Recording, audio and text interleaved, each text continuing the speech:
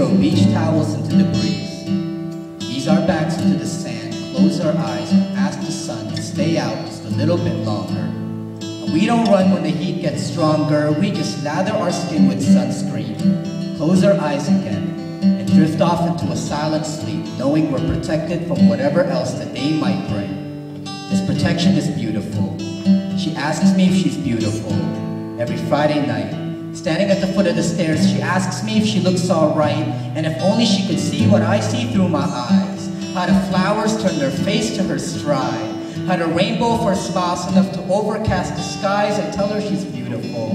And I mean it, because she's been flipping through magazines again, so it's gonna be hard for her to see it, but I see it. I know it. The same way I know the metal still shines behind the rust, I know her beauty lingers. Like the band of skin still holding her natural skin tone behind the diamond ring on her finger, I know her beauty lingers. Behind stilettos and name brand clothes, salon haircuts and makeup, I ask her, do you know why they call it makeup? Because too much of it makes you make up lies about who you really are, and you already shine brighter than any star. You can see it if the city would only turn its lights off for once, but it seems the world has forgotten where the shine should really come from. We're thinking outside in instead of inside out, baby. That was some of that lipstick off your mouth that makes my cheeks feel greasy. Some days, she doesn't believe me.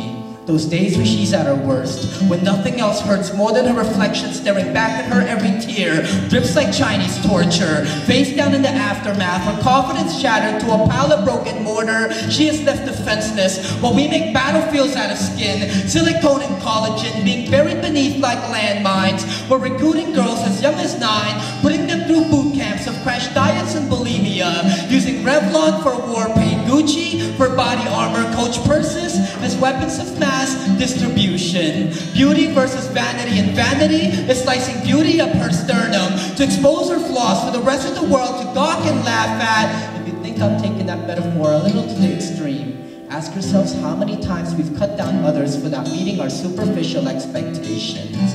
Yesterday, I saw a 14-year-old girl wearing a skirt shorter than my father's ambition.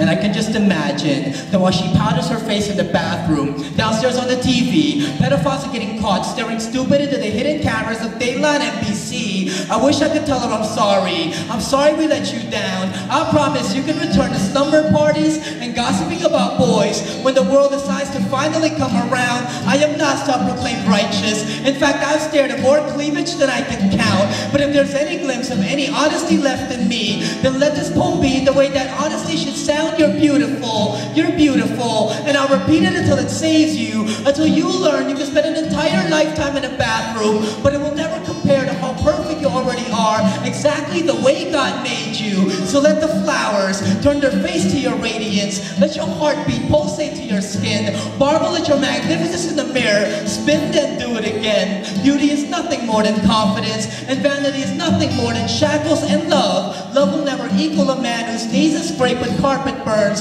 from trying to run out your door with his pants around his ankles. Wear your smile like a sundress, wear your mystique like sunscreen, to protect yourself from being burned by the sheer ugliness of beauty magazines, because the sun is shining, and the sunscreen will help you see that the protection will always be beautiful. Just as you will always be beautiful, you will always be beautiful.